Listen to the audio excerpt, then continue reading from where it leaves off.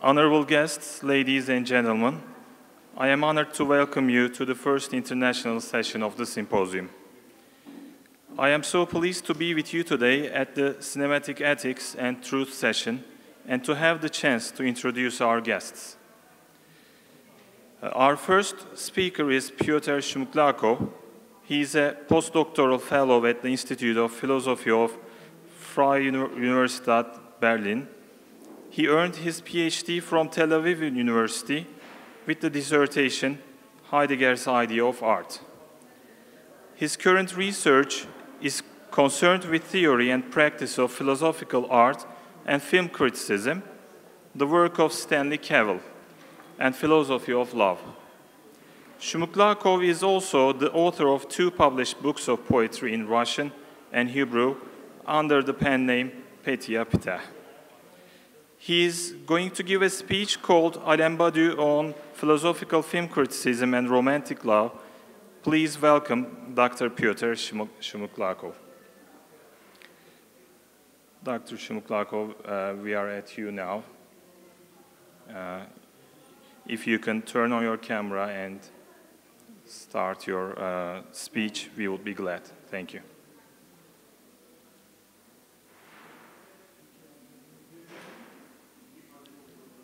Hello, Dr. Schmucklacho.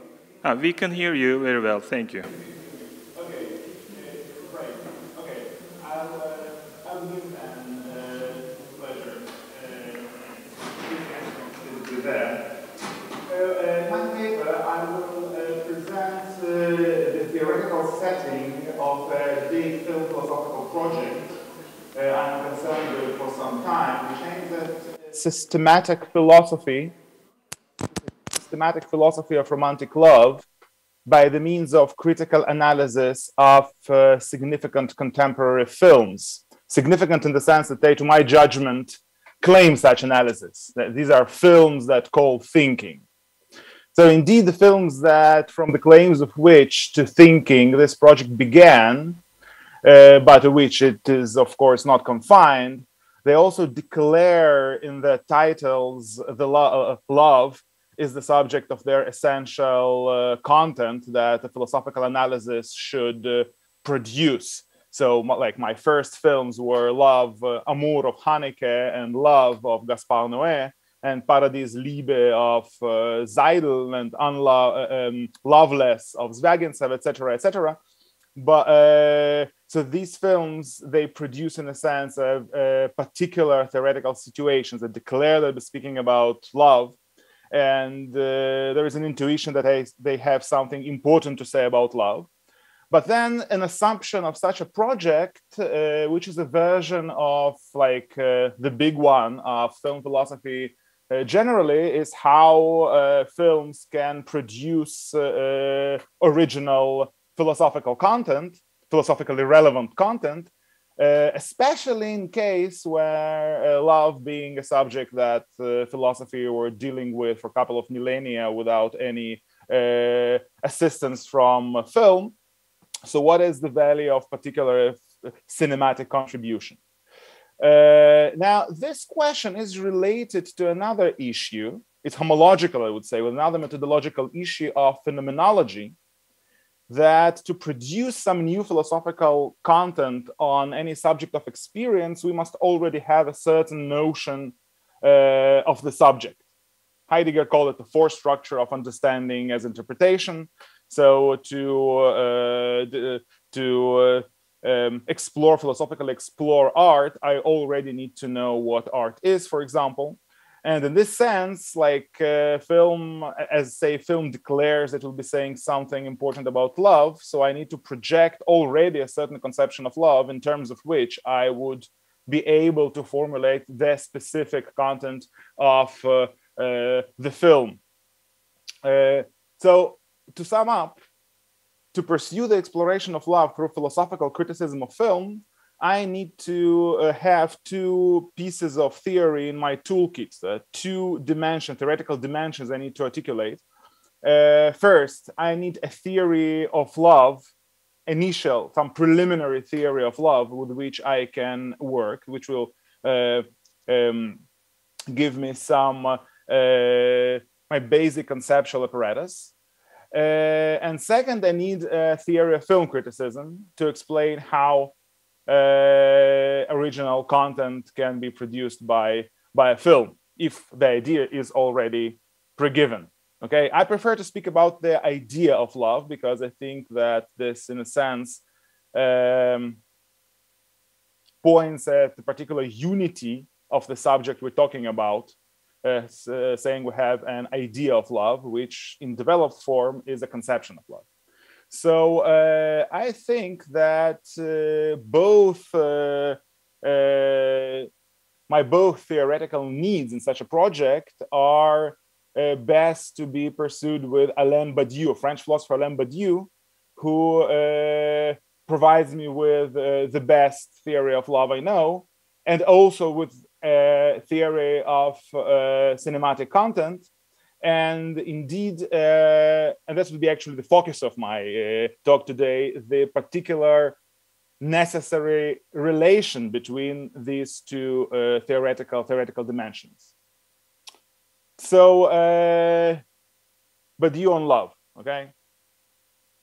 So for the most part, philosophers and laymen alike think of love as a kind of subjective intentional attitude. Okay, usually when you ask someone what is love, he or she will say that it is a kind of emotion or feeling, and whatever whether we speak about it as desire, as care, as whatever you think, as appreciation, as esteem, it has a certain relation of subject or experience of subject of an object, in a sense that it is intentional. So the great Badiou's idea is that... I'm sorry? Did someone say something? That was one of the audience, I guess. Well, you can go on, thank you. Okay. So, according to Badiou's, on the first glance, rather counterintuitive view, love is to be thought not as an emotion or not as internal experience at all, but as an event. Now, not denying that there is a subjective manifestation. Indeed, that's will be the interface of love, would be intense emotional experiences, of course, but they are not sufficient or adequate as a ground for philosophical description of this phenomenon. So we cannot adequately describe love in terms of subject's internal experience. Now, one way of finding some immediate support for this view in our intuitions would be to point that describing love in terms of intentional subject-object relation, Romeo loves Juliet, makes reciprocity and Juliet loves Romeo external to the core concept of love. And the experience of being loved, a phenomenon hardly covered by this concept at all, which will be marginal, because when you ask someone what is love, usually a person describes what is to love someone. Although actually the experience of being loved is something that that's maybe the thing we value about love, or at least when we speak about parental love, we first experience being loved and then we learn to love.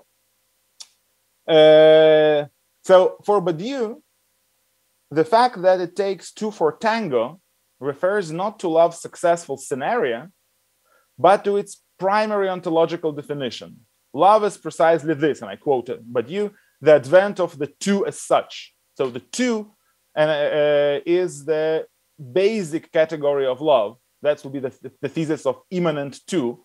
And it's not like Romeo loves Juliet and Juliet loves Romeo. It's Juliet and Romeo as a one phenomenon. Now, but when he says that it is an event of the two, Badiou means a very particular kind of event. And so a word must be said about his metaphysical context of his metaphysical system, which is of course, very elaborated and sophisticated one.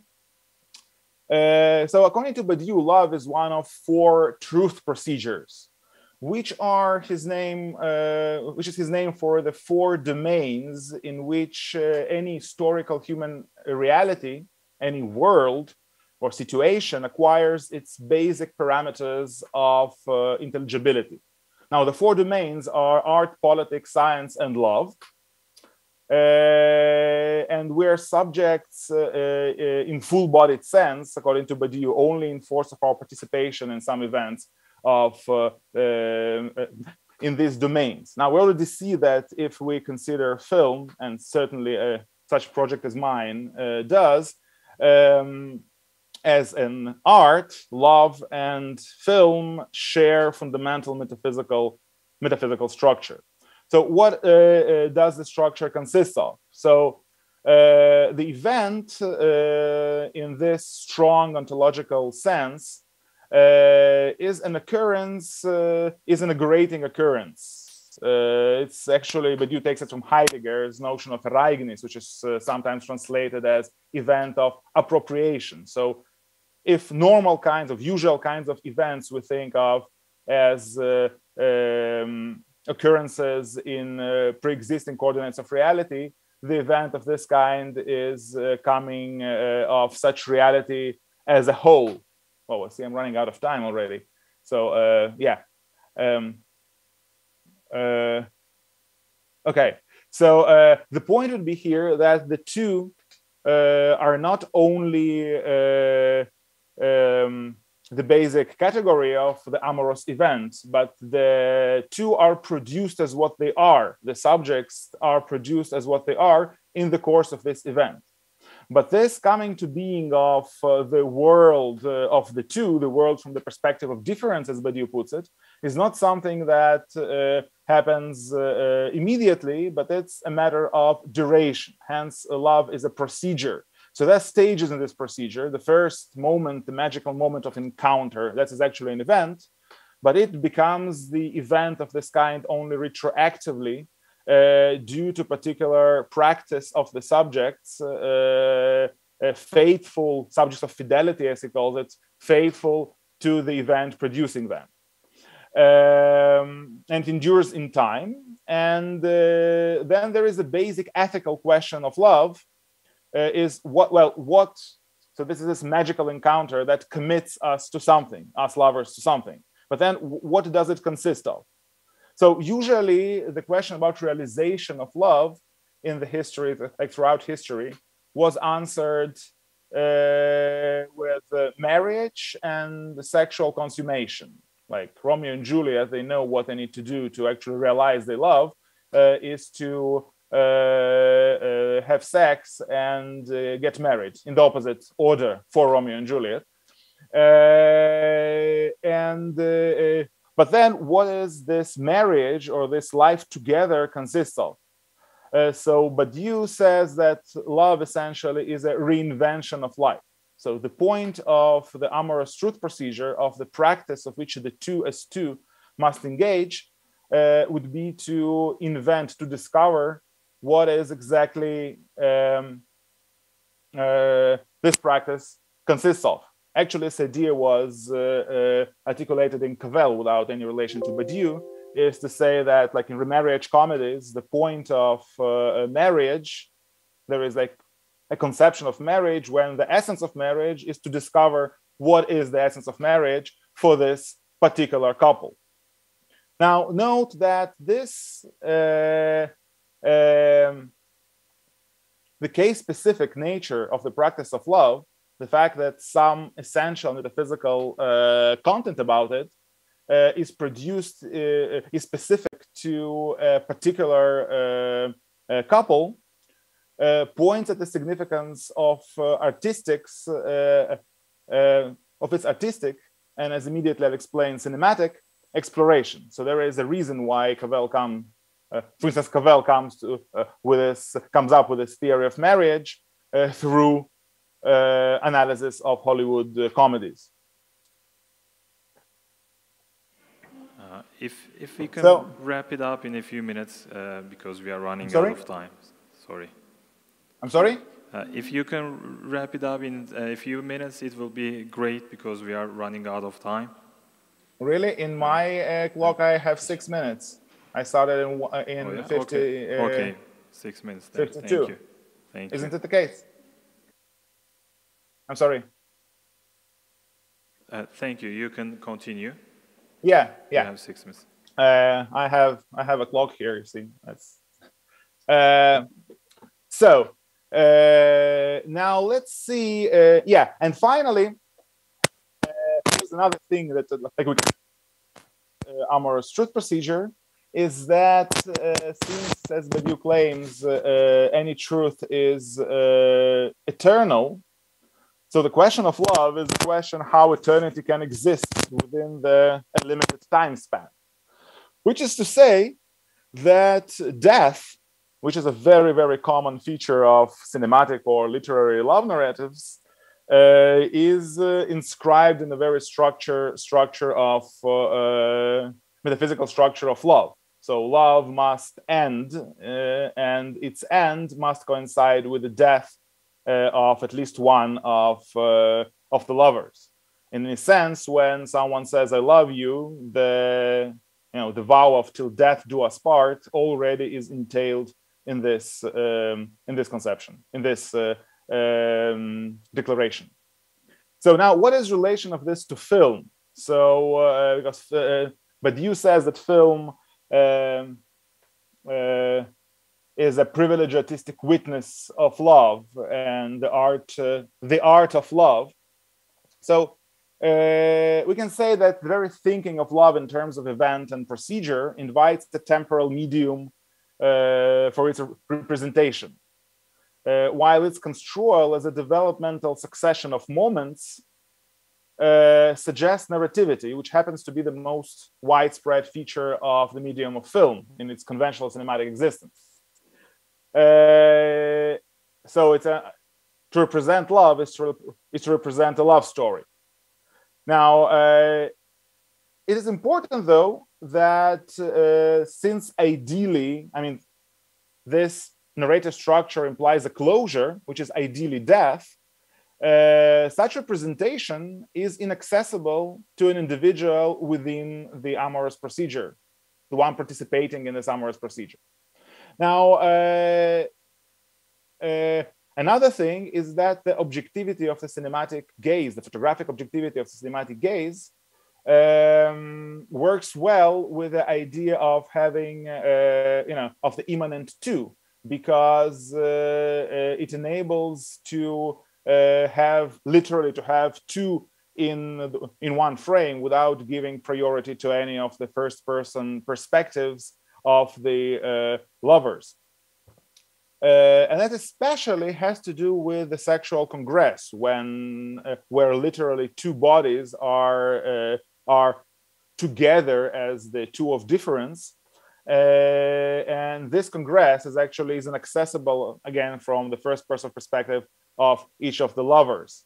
And this is why Badiou says that jouissance, the sexual pleasure, is unnameable or the unaccessible of the amorous truth procedure, and that it is as an art of the sexual body, the cinema is specifically the art of love. So just to wrap up, there's a lot of details to be added there, but the core of the way that love, the exploration of love is possible, or indeed is privileged in the medium of film, is that for one, that much of love, essential phenomenological content, is case specific. That is the discovery of what the truth procedure consists of. And that as such, it is inaccessible to those participating in the procedure. So in a sense, film enables a phenomenological access, that is an access to a significant particular of love from the third person perspective. So that would be the core of this conception, and the detail that must be added has to do with Badiou's views on what is an idea, and specifically how an idea behaves in the context of cinematic representation. But that would be needed to live for. We'll need to leave that for another time. Yeah, sorry, and thanks. Thank you. Thanks very much, Dr. Schmucklacho, for this fascinating speech. Now we will move on to the second talk of this session. Our next speaker is Dimitra Dimou. She's an alumni of the Department of Communication and Mass Media at the University of Athens. She specialized in cultural and film studies in her master's degree. She is doing a PhD at the same university these days, and she's writing a thesis about Kantian ethics in modern cinema. And she's going to make a speech about Kantian cinematic ethics. Ladies and gentlemen, please welcome Dimitra Dimou. Dimitra, we are at you.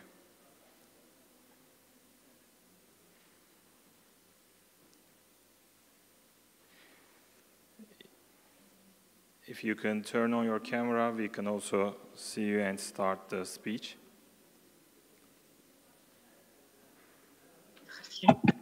Hello, everybody. Good afternoon. Hello.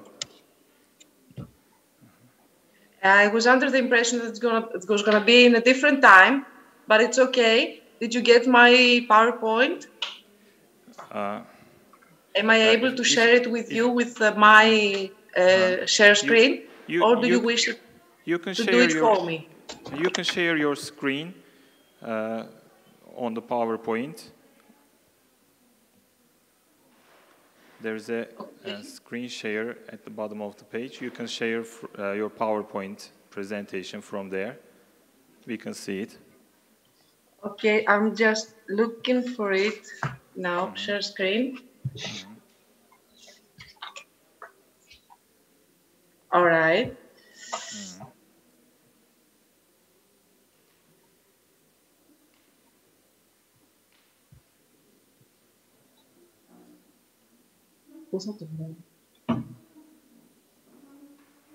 Give me a minute, please. Sure.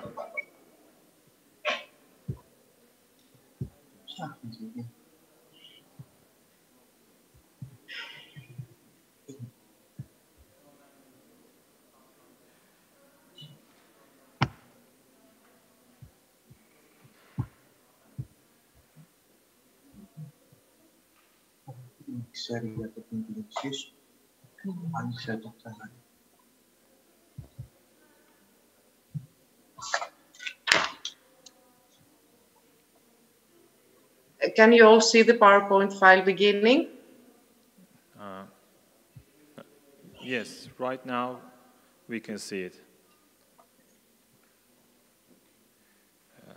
There is another screen in front of that, but we can see the PowerPoint.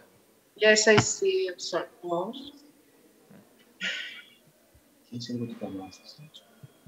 Give me a moment, please. Sure.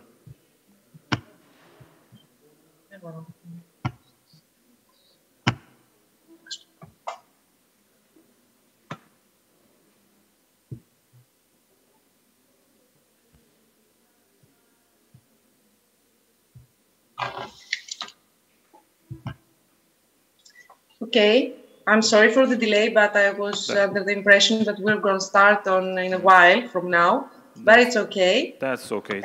Thank you for having me. And I will start now my presentation on Kantian cinematic ethics by saying that the problem of recognizing and managing philosophical thought in the age of postmodernism lies in its multifaceted nature and sometimes in the multiplicity of concepts that make it up. The deconstruction of authentic concepts and the rejection on the enlightening modern demands for the autonomy of the scientific fields have redrafted the postmodern project into a demand in favor of liquidity, multiplicity, and diversity. And the modern misunderstanding of philosophy and its identification with a vast field of theoretical references that lacks a tangible framework of applications is probably also based on the morals of the postmodern era, which does not train the agent to use the in-depth study and consideration of a specific issue, but usually fragment the cognitive objects in terms of economics. After all, the postmodern state brings a kind of fragmented knowledge impossible to reconstruct into a whole. This fact, although it allows the agents to acquire specialized knowledge in different fields, prevents us from asking any question on a universal and unified understanding of reality. Traditional philosophical terminology, the concepts of morality or aesthetics, of good or beautiful, are in danger of being exiled as abstractions of rusty metaphysics. The real stakes and the modern draft of this research is the probable proof that philosophy in general and the classical Kantian view in particular are not necessarily far removed from our modern age and can be included in the most advanced in terms of material requirements form of art, which of course is cinema. At a time when the in-depth study of philosophy tends to be characterized as counterproductive, the search for alternative propagation of philosophical principles is a modern proposal. During this time of total crisis of any moral system, it is imperative that the average citizen, as a philosophical agent, becomes acquainted with the Kantian moral perspective and principles. The possibility of unrolling ethical philosophy in art in general is explored as a means of its dissemination and evolution. In particular, when the kind of art is the cinema and the terms of ethics are described through traditional philosophical references, it is not certain whether the classical philosophical conception of ethics can be reconciled with the advanced form of art. That is, whether philosophy can be written in the field of art of a means of here and now direct mass communication. Particularly, is modern art able to serve the principles of philosophy of one of the greatest, in objective terms, thinkers of all times, Immanuel Kant? The stakes are really not so limited.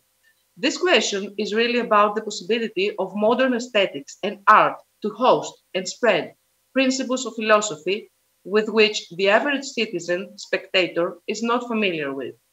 Over the centuries, there have been specific philosophical movements that have raised the question of whether and to what extent art is the place or the instrument of the truth, defining the boundaries between intellect and aesthetics. As in life, so in art and so in cinema, ethics is an important issue that determines the work of the creator and affects the character and the psychosynthesis of the recipients. Especially in modern cinema, the moral dilemmas that plague film heroes essentially reflect the anguish of the creator and the society as a whole over the determination of the moral, right, and debt, and the judgment of moral acts in general. Cinema is a relatively new medium of communication, the wide repercussion of which the great philosopher of the past centuries certainly did not have in mind when formulating their philosophical theories about ethics. The beginnings of cinema could be traced back to the birth of the moving image in the first decades of the 19th century. But in reality, cinema as a mass and organized phantasmagoria can only be placed a century later, and more specifically in the first decades of the 20th century. It is then that the cinema becomes a means of representing both ideology or propaganda, as well as everyday life scenes. Movies are then, for the first time, a massive product of art, making thousands of people around the world to line up in huge queues to get a ticket, fall in love, making thousands of people around the world to mimic scenes and memorize jokes and fall in love with movie characters. Unknown to most of the audience, references to classic film masterpieces or even commercial film producers, the unknown references to classical philosophical questions therefore raise the question of whether and to what extent this medium can be a field of application of traditional philosophy. So we're going to go next on basic points of the Kantian ethics, saying at first that, of course, Immanuel Kant's contribution to the field of ethics has been fundamental and radical due to his pioneering approach to the issues of ethical behavior. Kant launches a new approach that proposes reason and logic and forms an ethical rather than a teleological moral philosophy. The moral debt, the duty, is dictated only by reason and logic and not by the results or the feelings, even if they are pure or well-intentioned.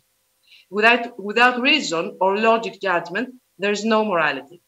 Morality as a product of logic is, according to Kant, the main feature of human nature. Man's ability to comprehend the world through logic is what makes him human. Kant does not demonize emotion, nor does he believe that its elimination should be sought. He believes that emotions may aid or hinder a moral behavior, but they are certainly not considered a solid basis for his philosophical basis as well. For the first time, there's a clear distance from naturalistic conceptions, which dictate that morality is a natural property of the human condition. Kant speaks of the dolor of moral death, since what practical reason demands is not always easy or pleasant, but is apt to make the human nature. Making a first contact with Kantian ethics, it's useful to mention the example of the kind-hearted man who acts out of pure instincts and innate benevolence. He is also recognized as such by Kant, as a good-hearted man, but not necessarily as moral, since what moves him in action is not the devotion to his duty, but his natural inclination to the general good. The fundamental idea of Kant's ethics is related to the strict distinction between the categorical precept of moral law and the hypothetical precept of purely indirect purposes, with complete clarity and purity. This is a total rupture with any utilitarianistic conception of ethics. Satisfaction, but also dissatisfaction, cannot be recorded, according to Kant, in the field of ethics. Pleasure can roughly be described as an impression that varies in proportion to the external stimulus and is therefore infinitely variable. However, taking all these impulses under serious consideration, one will probably find a chaotic mass of different, intersecting, and repulsive tendencies, each of which, even when seemingly directed towards the same object, are qualitatively completely opposite. The desired universality that serves world harmony is obviously not about the universality of the desire for pleasure, but the free will to submit to a universal law. I'm sorry. The concluding proposition of the fundamental principle of critical ethics is the so-called type of the categorical imperative, the foundation of moral theory of Kant, which is defined through several formulations, from which I'm going to present you just the basic ones. The agent of the act must always act on the basis of such a principle that at the same time the agent may want this principle to become a universal law. The agent must act in such a way that the guide of his act becomes voluntarily a universal law of nature. Every act must highlight that the will that considers itself at the same time is a regular legislator. D. Every agent must act in such a way that he always treats humanity never only as means, but also as an end at the same time. And in this context, the agent must act as if he were always aware of a legislative member of the state of ends in themselves. Herein lies the very essence of categorical imperative and the principle of morality. Free will and will complied with moral laws mean the same thing and are absolutely identical. On the contrary, will and action are not free when they are determined by an individual given object of desire by a particular material stimulus. The freedom of will and moral act consists in the idea of the totality of the determinations of the purpose and with the claim that they are unified. Therefore, good for Kant is only the good will that come from contemplating duty, moral duty. Skills, luck, and even happiness could be used even for evil, not only for good. So goodwill is not only orientated towards this direction, but is driven by moral obligation as the universal legislator of humanity. Understanding Kantian ethics therefore presupposes the complete separation of the good, with the daily use of the term, from the right. The morality that is dominated by compliance with reasoning and logic seeks the right moral love is expressed by the concept of duty to humanity.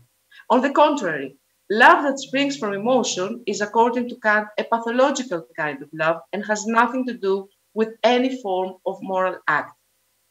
Given the Kantian formula of humanity, many commendable and heroic acts of cinematic characters may now be viewed under a different light, with the possible result of the deconstruction of the heroes and the questioning of their morality. Starting with the question of whether Kant's absolute super-social, super-class moral law may apply to the contemporary art of cinema, examples of the application of Kantian ethics to cinematic practice through references to classic or modern cinematic creations will be used. Cases of moral dilemmas in cinematography are not uncommon. In Kantian light, they do not even seem accidental. Seen from the Kantian point of view, the deeds that elevate the heroes and bring out purification could potentially turn into unethical acts that do justify the feeling, but on a macroethical level, if applied as a universal law, would harm humanity. Starting from the Saving Private Ryan example,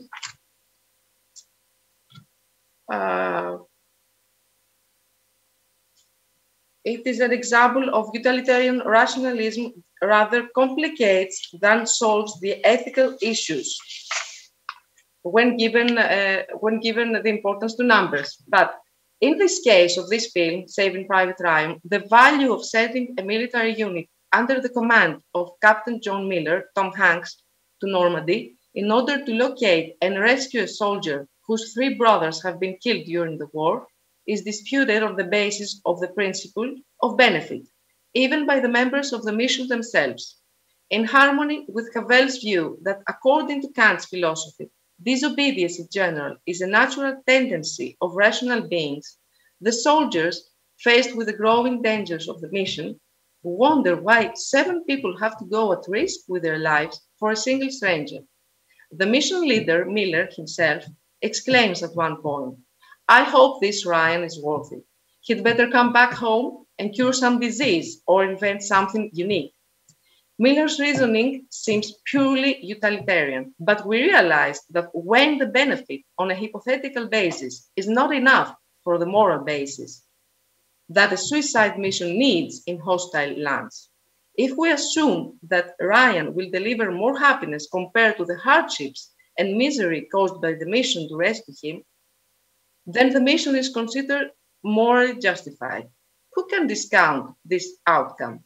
The practical difficulties of this calculation, the impossibility of quantitative comparison of qualitative quantities, such as happiness and misery, shake the basic argument of utilitarianism.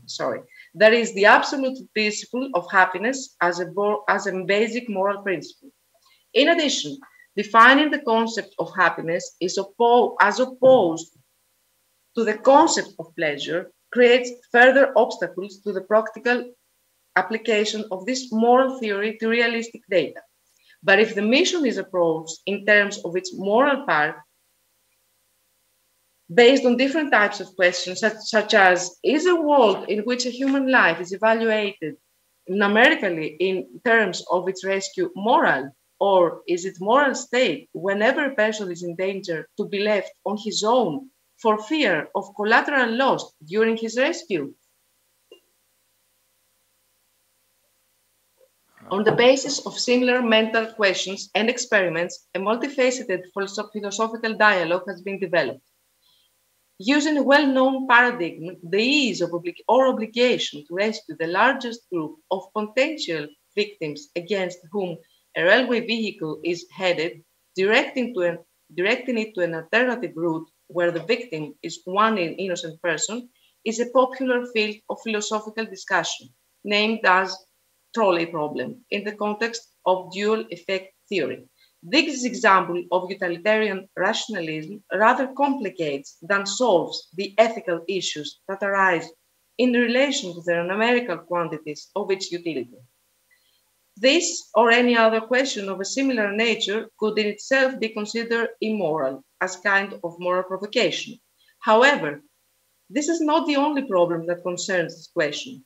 The state of emergency that is passed on to the moral agent seems to be placed before the absent critical moral parameters and possibly addicted to a pseudo-scientific way of moral thinking and argumentation. This is a case of the example's misuse, and it is opposed to the example that Kant uses only under certain conditions in his philosophical discourse. The dividing line between the example as a wheelbarrow of perception and the example as an arbitrary standard prohibits the invocation of fixed example to guide behavior.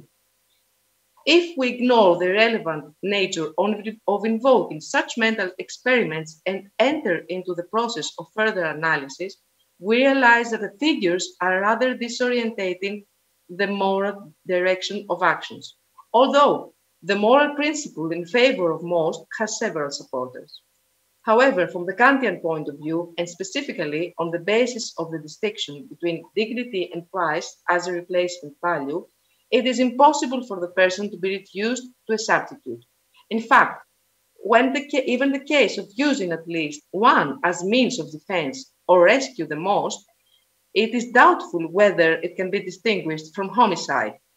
If we have to make a distinction in this regard, it will simply be a gradation of the unworthiness of using the face as means. The consequentialist nature of the question is at odds with the Kantian view. While coercive moral blackmail, on the one hand, attacks our integrity, and on the other, is rejected as untestable as it presupposes a misleading conflict of duties based on the Kantian sense of duty law. In the case of this example, there are no conditions for holding duties in this strict but clear sense. The scientific validity of such methodological questions is therefore questioned, as they place the moral judgment at the basis of the result. Departing from the consequent...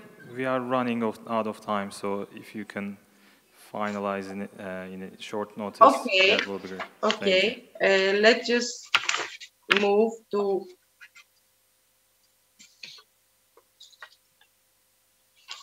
the conclusions. And my text will be available to all interested.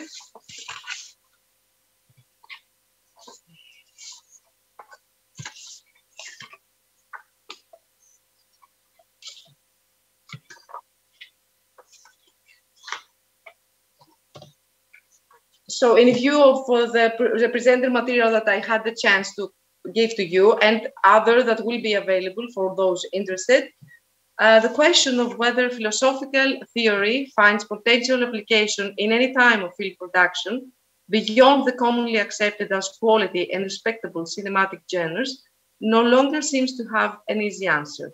Certainly, philosophical references find a richer field of application in the category of films that have been supervised by intellectual directors with a similar background. However, this reality encloses rather than excludes a plethora of mainstream cinematic creations that paradoxically, as well as effortlessly, raise a number of the most important philosophical questions of all time. The logically next assertion that perhaps a rudimentary ingenuity would suffice for any film to be connected to philosophy is not entirely unfounded. In these cases, the extortionate attempt to diagnose a philosophical background is rather obvious. Of course, it is not necessary to impose a meaning on a film that does not aspire but to visually represent an elementary script.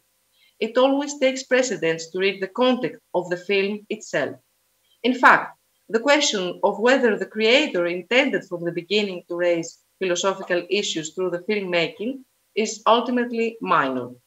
The real significance and value lies in the fact that even unintentionally, it seems that it is possible to read traditional Kantian philosophy in the often disputed popular Hollywood movies.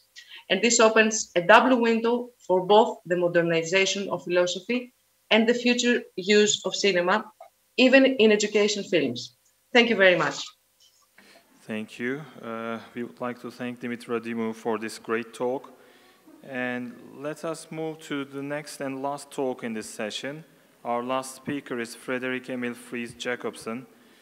He holds an MA in Philosophy, Art, and Social Thought at the European Graduate School. He wrote his thesis, The Birth of Parody, in 2019, and he's a CandMag in Philosophy, the Department of Media, Cognition, and Communication at the University of Copenhagen. In this session, he is going to make a speech called Poietic Truth. Please welcome Frederik-Emil Friis Jacobson. Thank you. Thank you all. Let me just get my things in order here. Can you all hear me? Yeah, we can hear you. Okay, fantastic. Well, let me begin by saying thank you to you guys for organizing this event, and thank you to my co-panelists for some very interesting talks. I had to go get coffee at some point. It was such a shame. It was really interesting. But yes, today I'm going to be talking about what I've called poietic truth. I'll be talking about the German film director Werner Herzog, who I know is often discussed among film critics and also among philosophers. But I'll try to at least give a sketch of what I think is possibly a new spin on things, a new approach to some of the concepts that he creates and introduces to explain at least his own oeuvre, but perhaps something more general about cinema. And the locus for this reading, the text I'll be talking about, because it will be about a text first and foremost, is his famous Minnesota Declaration, his Lessons of Darkness that he presented in 1999. And just to give a quick bit of context to it, these declarations, or this declaration, was made in the aftermath of quite a bit of controversy. Herzog released a film called Lessons of Darkness in the early 90s, which was screened, among other places, in Berlin. And when it was screened in Berlin, he was heavily criticized, spat at, yelled at, and had an altercation with people at the festival. And so, as a sort of a reply to those who he didn't feel understood what he was doing, he made this declaration. He wrote this text, which is essentially a manifesto and a polemic and a poetics at the same time, that sort of deals with the quarrel he has with what he calls cinema verite, which we should not understand as the specific genre of cinema verite. You could indeed find plenty of film directors in that genre who would probably agree with what Herzog is doing. But it's his name of this a particular approach to image making, one that journalists and 24-hour news cycle TV stations make use of, and certain documentaries, though he never names names. But let's start by looking at, I've picked a couple of the points from the declaration, and these are sort of the more polemic ones, where he polemicizes against what he calls cinema verite, and that idea of image making's particular attitude to facts and truth, and facts as constituting something true. I'll read them quickly because we have a lot to go over. But as it says, by dint of declaration, so-called cinema verite is devoid of any verite, reaches merely superficial truth, the truth of accountants. Then has this example of the attitude which the idea that you could just sort of point your camera at things, and then some kind of truth will be revealed by that. The camera, the image, or the photograph, if you will, is this sort of passive medium that things just essentially photograph themselves onto, and then that reveals something true about them. Further, he states that cinema verite confounds fact and truth. Essentially placing factual information or staging factual information as true information. If like these are the facts, then that is the truth, and that is all there is to it. He's not blind to the power of facts, as he writes in point 4. Facts create norms. Facts are very powerful, but illumination is something that is that truth is privy to. And then, yeah, the last two ones, I just took them because I like them. I think they're great polemic statements that these filmmakers who love facts resemble tourists. They just walk around and photograph things, but they don't engage with anything. They don't engage with the stuff that they want to depict in their cinema. And then the last point here, that the moon is tall, that Mother Nature doesn't call to you. Essentially, what he's saying here is what I said in a different way just before. Nature, for example, does not reveal itself in any true form just by you pointing a camera to it. More must be done. And that is what we get to now, which is, here is sort of the polemic aspect of the declaration, but there is also the outlines of a poetics present here, which is, we have here in point 5, which I'll read aloud too, where Herzog says that there are deeper strata of truth in cinema, and there is such a thing as poetic and ecstatic truth. This truth is mysterious and elusive and can be reached only through fabrication and imagination and stylization. Yes, and these are the things I've highlighted in red here. These are, of course, the things that I'll be talking about today, and that I will be trying to not give an explanation of, only kind of, but also trying to show where this might come from, what might be the philosophical ancestry of these points, but also to show that, and I'm going to be talking about Aristotle just in a second, how Aristotle's distinction between, not between accountant and poet or cineast here, but for Aristotle, the distinction between historian and poet, and those two different realms of truth, of work, is, in my eyes, a very good way of explaining what Herzog is on about here. One slide that I just skipped is that I wanted to show, I'll be talking a little bit about Nietzsche as well, but I'll keep it brief because there's only so much time. But that at least the polemic side is very clearly inspired by Nietzsche, the young Nietzsche that writes on the uses and disadvantages of history for life, where Nietzsche declares war on the idolatry of the factual. The factual is always dumb, as Nietzsche says, and he wants us to rise against the blind force of facts, like blind force of facts, force in the, like facts create norms, and blind as opposed to stuff that is illuminated, as opposed, Herzog would say, to truth. But yes, those things underlined in red here is what I'll be talking about mostly, trying to explain what does it mean that the truth of cinema or of art is deeper in any sense than the factual truths that are available to us? How is this truth poetic and ecstatic, as he says? How can we understand that? And then finally, how are we to understand that this is something that is reached only through fabrication and imagination and stylization? I've just a few quotes here that I wanted to put in to show that this is something that Herzog has always been on about. It's at its most poignant in the declaration, but it's something he talks about elsewhere. So, I mean, the first quote here is essentially a replica of what he said in the declaration, only now he's expanded it to cover arts, music, and literature, as well as cinema. And he's added the notion that it needs to be effort. But otherwise, it's exactly the same. And then just to elaborate on this cinema verite idea, that he says that these truths can penetrate deeper, specifically than CNN ever could. So that, again, showing that cinema verite, when Herzog uses it, should not be confounded with a particular genre of cinema, but rather with a particular genre of producing or making images.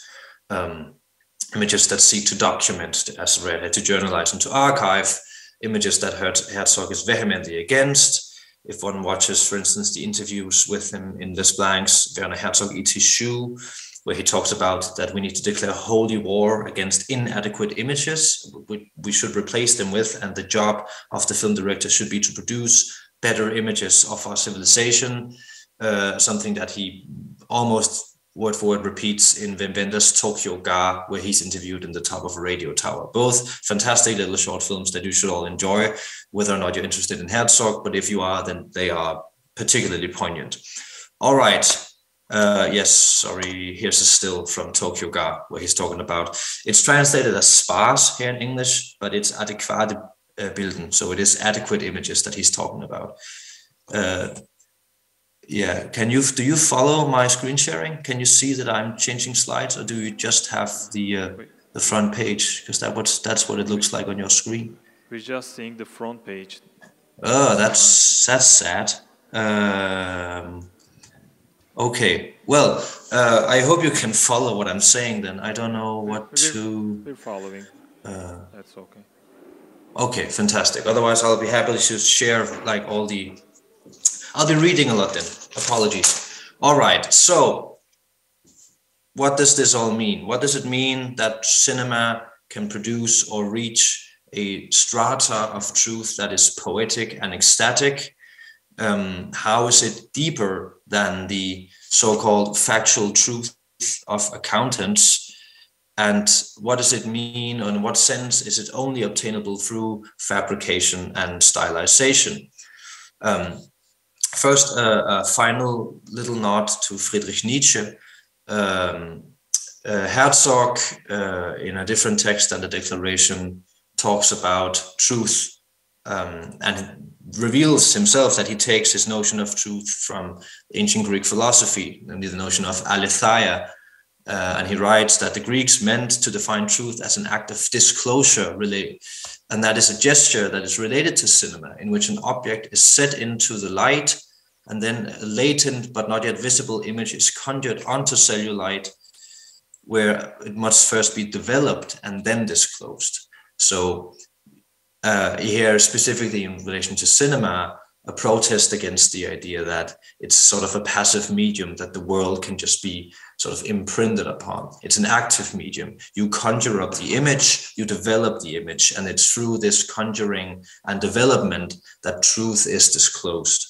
And that seems in a way to be an echo of something that Nietzsche is writing, and Nietzsche is writing here specifically about photography and that way of producing images. Nietzsche writes that about the folly of us supposing that things, as it were, photograph themselves by their own action and on a purely passive medium.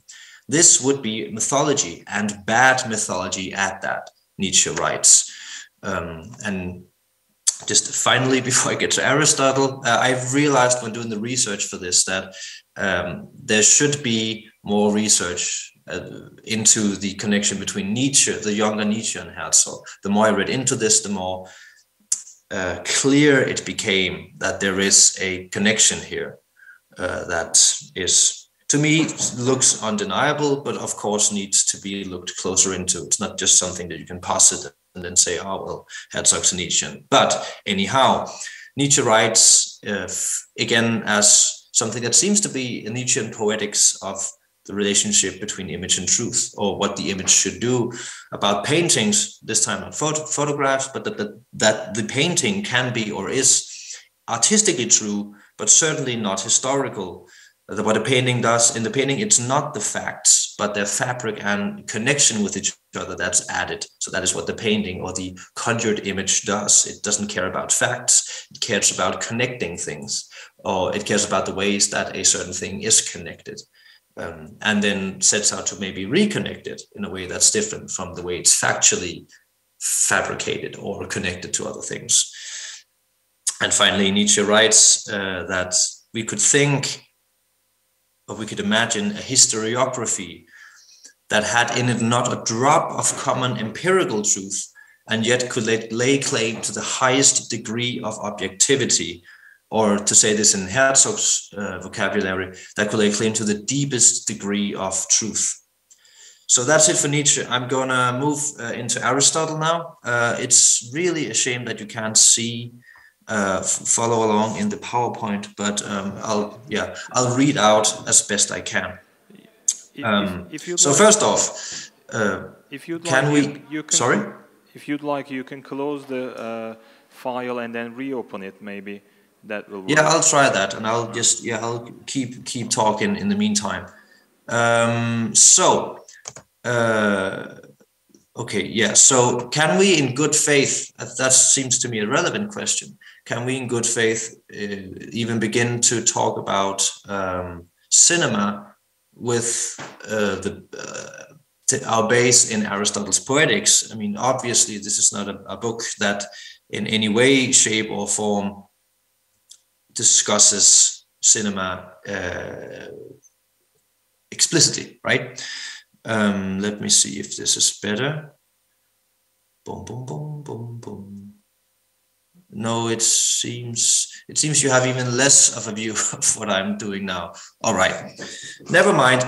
But can we talk about Aristotle's Poetics? Can we use it to talk about cinema? Is that even a possibility?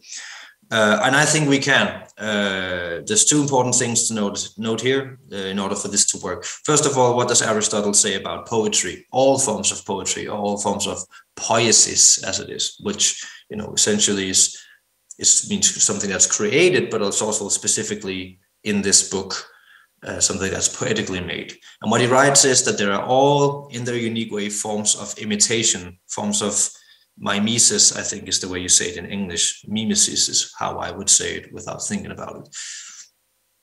So that's sort of general, that's principle to all kinds of poetry. What he then goes on to say is that the different kinds of poiesis differ from one another in three ways, either by a difference of kind in their means, or a difference in the objects that they imitate, or in the manner of their imitations. And then he goes on to list several different ways in which this takes place. So some use form or color, and some use rhythm, language, and color again. Sorry, that's not supposed to say color, it's supposed to say harmony. Anyhow, what I think we could very easily draw from this is there's no reason that an imitative practice that uses images, but images infused with rhythm, with movement, should be a kind of poetic imitation that is also counted here. I mean, as I write here, cinematography, literally, it's moving images, it's images with rhythm. So I think it's very obvious that like the general points made in the Poetics count for any kind of image making, which would also be filmmaking, cinema. But then there's the problem of imitation, right? Because that sounds wrong to us initially. Herzog is all about, we shouldn't let the facts decide what the images show. That doesn't sound like an imitative practice. That sounds like a more creative practice. And obviously also it would be silly to think of poetry as pure imitation. So in what sense does this imitation become more than just reproduction? How is it transformed into something else? And that happens, according to Aristotle, through this idea he has of mythos. He writes that a poet should be, strictly speaking, he should be more a poet or writer of his plots, mythos, than verse, right? Verse is, forget about that. The important part is making mythos. And what is that defined as? That is defined as the combination or the arrangement of the incidents. French philosopher Paul Ricoeur has put this very eloquently. He writes that what makes such an imitating, such a mimesis into a poiesis, that is into a productive activity, is the activity of arranging the incident into a mythos, into a plot, the activity of emplotment, and defined as the arrangement of the incidents. So it is because the poet rearranges what is immediately in front of him or her that we are dealing with poiesis. We're dealing with creation rather than with mere reproduction. All right, now that is the chief task of the poet, is to write mythos, is to arrange or rearrange the incidents. And here's where Aristotle goes on to make a distinction that I think is very, very close to the one that Herzog makes. It's less polemic, it's much more terse. It is, after all, Aristotle we're dealing with. But Aristotle writes that the poet's function is to describe not what has happened, but a kind of thing that might happen. Let me just get rid of this. Sorry. Sorry for interrupting, but we are almost out of time, so...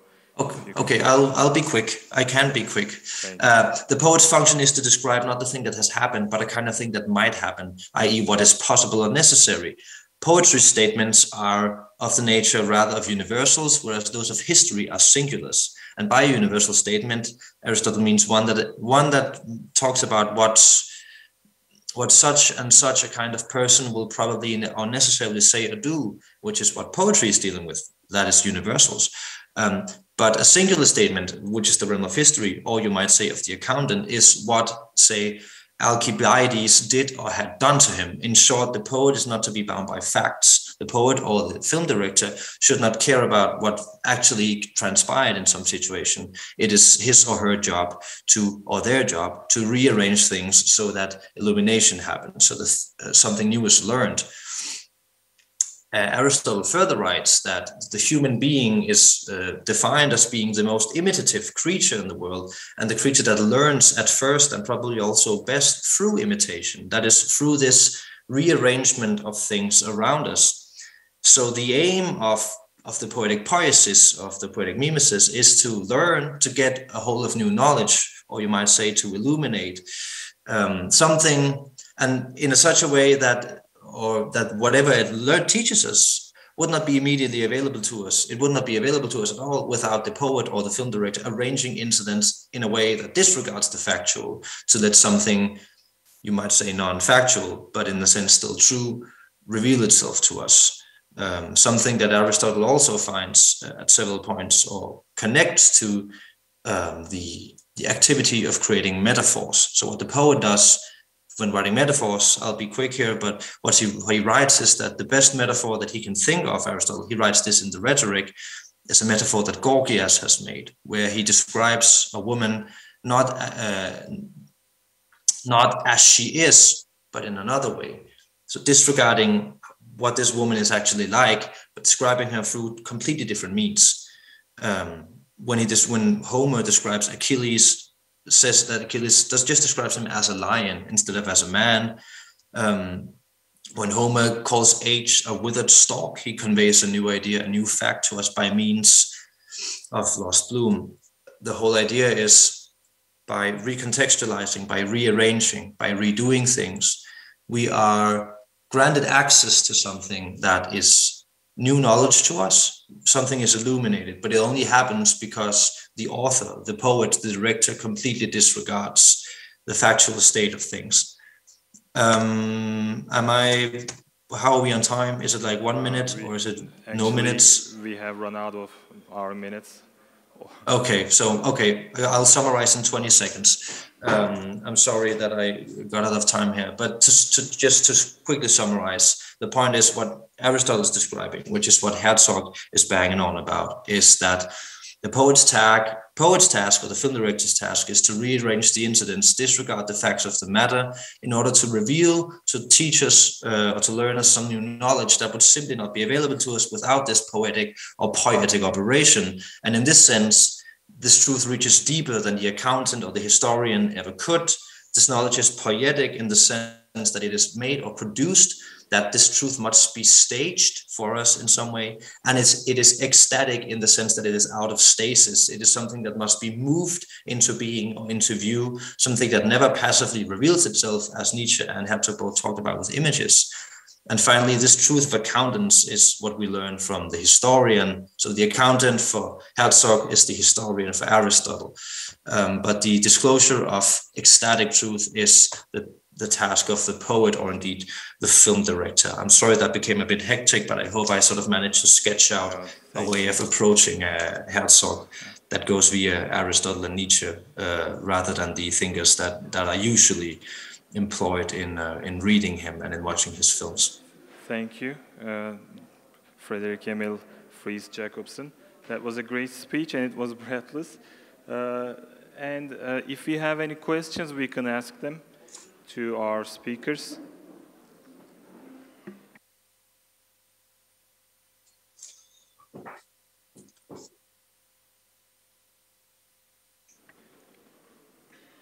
I guess we don't have any questions. Do we have it? If we have any questions, we can ask them. All right. I guess we don't have any questions, and we would like to thank all the speakers in this session for their marvelous contribution, and all the audience to be a part of this. And And we are ending this session here. So thank you and best wishes. Thank you.